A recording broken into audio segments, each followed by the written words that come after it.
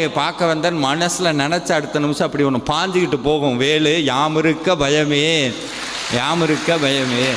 இன்னைக்கு பரிகாரம்ங்கிற பேரில் நம்ம எல்லாத்தையும் பண்ணுறோம். தவறு இல்லை. ஏன்? நம்மளுக்கு வழி தெரியலை, வழி நம்மளுக்கு தெரியல. இந்த பரிகாரம் பண்ணும்போது ஏன் சென்ட்ட நிறையா பேர் கேட்பாங்க, நாங்கள் போகாத கோயில் இல்லை, பண்ணாத பூஜை இல்லை, கும்பிடாத தெய்வம் இல்லை, எல்லாம் சொல்கிறோம். ஏன் எனக்கு பரிகாரம் பலிக்கலை அப்படின்னா ஒன்றும் இல்லை.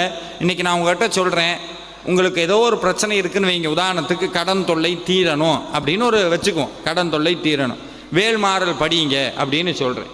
வேல்மாறல் படிக்கும்போது நீங்கள் என்ன நினச்சிட்டு படிப்பீங்க? எதை நினைப்பீங்க? கடனை நினைப்பீங்க.